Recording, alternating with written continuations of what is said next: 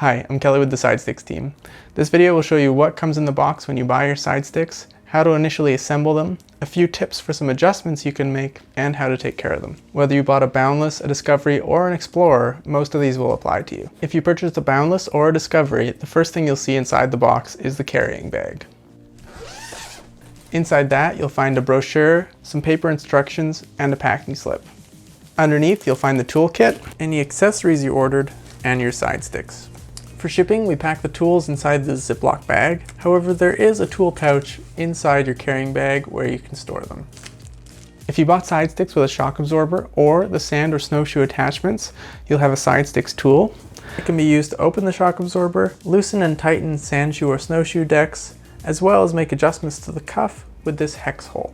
Everyone will have a blue handled Allen key, as well as some replacement bumpers for underneath the cuffs, replacement C-clamp screws, and a replacement C-clamp.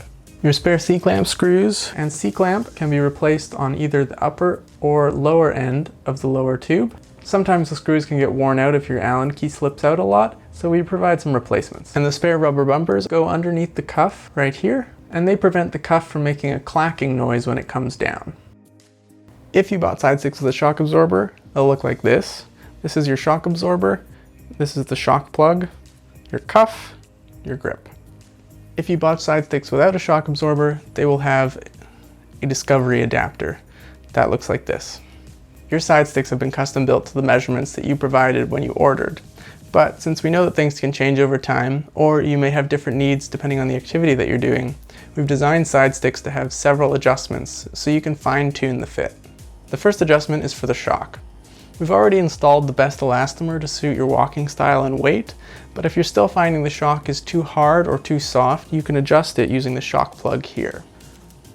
To make the adjustment, take your blue handle Allen key and insert it into the bottom of the shock plug using the short end of the Allen key. If you tighten the shock plug, it'll make the shock harder and move less. If you loosen it, it will make the shock softer and move more. It's best to just try a half turn at a time and then test it out, because small changes to the shock plug can make a big difference to the feel of the shock. You can tighten the shock plug as much as you like, and eventually the shock will just stop moving. There is a limit though to making the shock plug softer. The threads on the shock plug need to remain buried inside the shock. If it's too loose, you'll hear a clacking sound of the shock moving around. You'll hear that every time you're walking. That means your shock is too loose. If your SideStix have shock absorbers, they will require a bit of occasional maintenance. You can watch our shock maintenance video by clicking up here, following the link in the description, or going to the tutorials page on our website. We recommend when you receive your SideStix, you first try them as is, and then you can come back and make adjustments as necessary. For the best results, we recommend that you talk to your physical therapist. They can look at your walking style and help you set up your SideStix to best support you.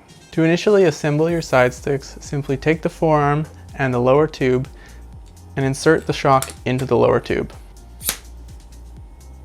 Then tighten this C-clamp here using your Allen key. To do that, take the short end of your blue Allen key and insert it into the screw. Just give it a good wiggle to make sure it's seated properly. We use stainless steel screws so they don't rust, but they are a little bit softer than regular steel screws.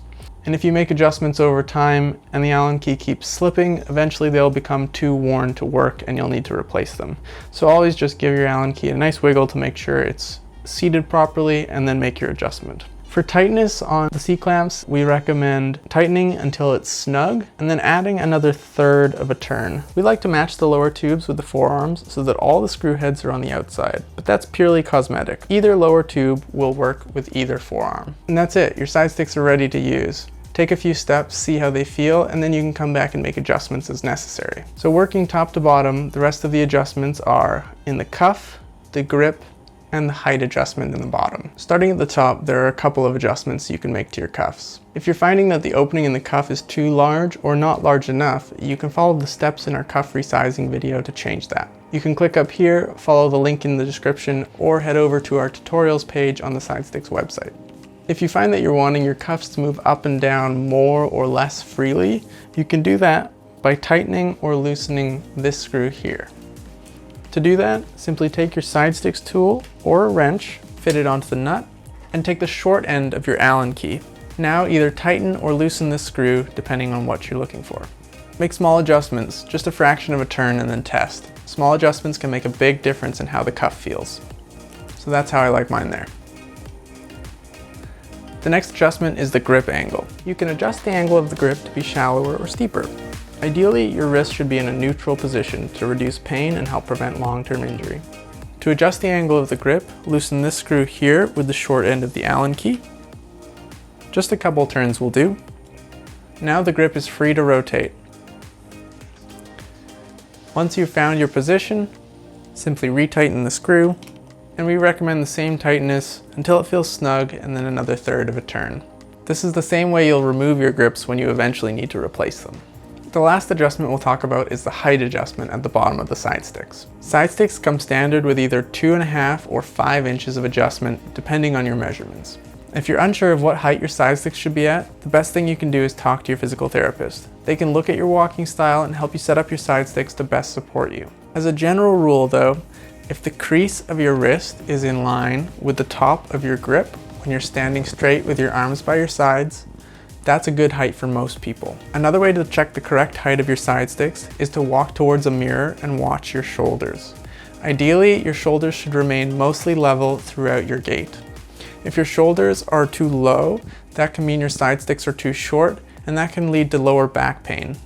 If your shoulders are raising up, that can mean your SideStix are set too high, and that can make it more difficult to walk and can eventually lead to shoulder strain. So, to adjust the height of your SideStix, simply loosen the C-clamp at the bottom using the short end of your Allen key.